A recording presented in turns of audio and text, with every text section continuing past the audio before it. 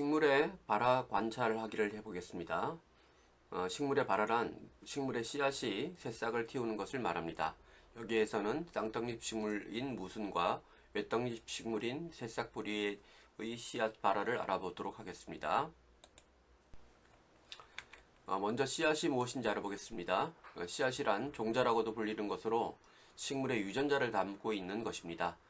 씨앗으로부터 새로운 개체가 성장해 나와서 새로운 식물이 되는 것입니다. 씨앗이 발화하기 위해서는 몇 가지 조건들이 필요한데요. 적당한 온도가 필요하고요. 그 다음에 물도 필요하고 공기, 햇빛에 따라서 어떤 씨앗은 어두울 때 씨앗 발화가 잘 되는 암 조건이 필요하고 어떤 씨앗은 또 밝은 햇빛이 필요한 그런 씨앗도 있습니다. 더불어 흙, 배지가 꼭 필요하겠죠. 다음은 씨앗의 구조와 기능입니다. 모든 씨앗을 다 볼 수는 없기 때문에 기본이 되는 몇 가지만 살펴보도록 하겠습니다.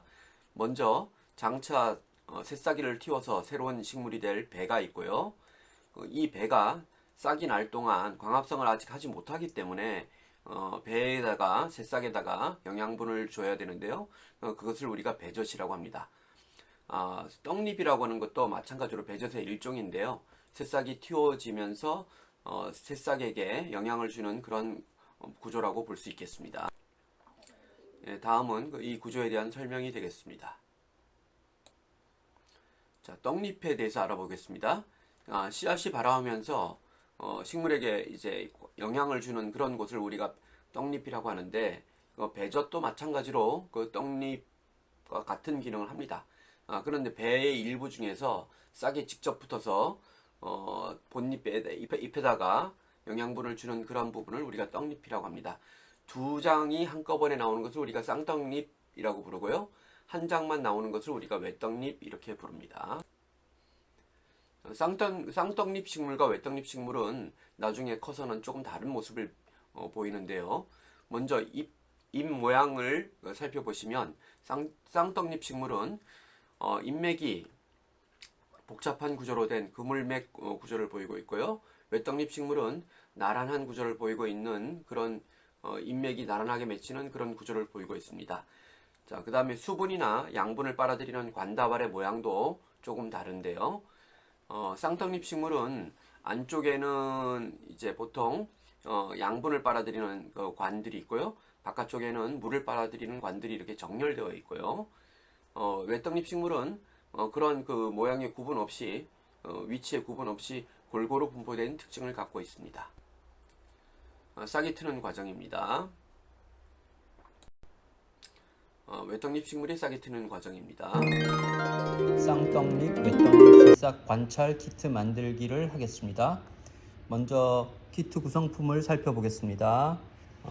이거는 종이 화분이 되겠고요. 옆에 보면 펜스용 가로지름 막대용으로 모루가 있습니다. 그리고 쌍떡잎, 외떡잎 그 그림이 그려져 있는 스티커가 있고요. 그 다음에 흙이 있고요. 그 다음에 쌍떡잎, 외떡잎에 대한 정보를 알려주고 있는 그런 스티커도 있습니다. 그리고 제일 중요한 거죠. 제일 중요한 그 쌍떡잎, 외떡잎 식물의 그 씨앗으로 지금 제공되고 있는 것은 구성품 안내처럼 왼쪽에 보이게 동글동글하게 보이고 고동색, 짙은 고동색으로 보이는 것은 무순입니다. 자라면 무가 되는 거고요. 그 다음 오른쪽에 보면 좀 납작하고 연한 갈색으로 보이는 씨앗이 있습니다. 이것은 보리 씨앗이 되겠습니다. 자, 그러면 먼저 쌍떡잎, 외떡잎 스티커를 화분에다가 먼저 붙여 보겠습니다. 이 스티커를 뜯은 다음에 화분 양 옆에서 정반대쪽에다 붙여줘야 되겠죠? 붙여 보겠습니다. 자, 스티커는 띄어서 어디다 붙이냐면 화분 양쪽 그 위에 입구 쪽에 날개처럼 되어 있는 부분이 있습니다. 그 날개 부분에서 모양에 맞게끔 붙여주시고, 또 하나는 사각형으로 되어 있는 스티커가 있습니다. 이 사각형 스티커 안에는 이 씨앗을 심은 날짜하고 누가 이것을 하고 있는지 이름을 써주시면 되겠습니다. 그러면 해보겠습니다. 자, 다음은 화분에다가 배지가 되든 배지라고 하는 것은 식물이 자랄 수 있는 그 토양을 얘기합니다. 이렇게 합니다. 식물 배지가 되는 그 토양을 흙을 이 화분 안에다가 넣어 주겠습니다. 자, 흙을 넣는데요. 매우 부드럽습니다. 살살살살 넣어서 약간의 공기층도 같이 함유할 수 있도록 하고, 나중에 씨앗을 넣은 다음에 물을 살짝 넣어서 발화 조건을 만들어 주겠습니다. 이 정도로 해주겠습니다. 예, 흙 뽑기할 때 좀 주의할 점이 있습니다. 한 가지 말씀드리면, 씨앗을 심고 흙을 파서 이렇게 그 씨앗을 심는 것이 아니고요. 씨앗을 덮을 흙을 조금 남겨두셔야 됩니다. 그래서 조금 남겨두셔서 나중에 씨앗을 붓고 그 위에 흙을 덮겠습니다. 그러면 이제 쌍떡잎은 왼쪽에다 심고요. 외떡잎을 오른쪽에 심는데, 쌍떡잎은 무순이 되겠고요. 새싹보리는 이제 외떡잎 식물이 되겠습니다. 그러면 씨앗을 심어 보겠습니다. 자, 씨앗 심는 거는 너무 이렇게 어렵게 생각하지 마시고요. 씨앗을 이렇게 담았습니다. 이렇게 담아서 그냥 왼쪽에다가 이렇게 그냥 뿌려주겠습니다. 왼쪽 옆에다가 한쪽으로 쭉 뿌려주도록 하겠습니다.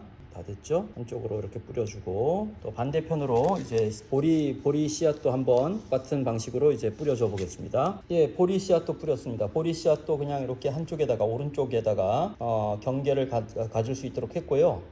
심는 것은 이제 흙을 덮어서 위에 덮게 되면 자동으로 이렇게 심어지는 거니까 그렇게 처리하겠습니다. 이제 위 흙을 덮어서 이제 완전히 심어 보겠습니다.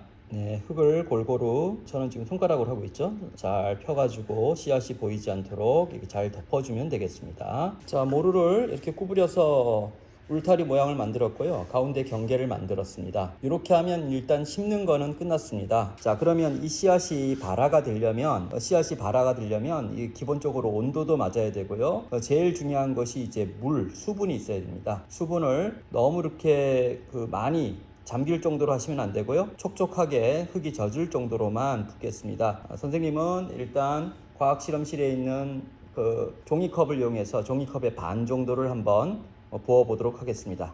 예, 물을 이렇게 했고요.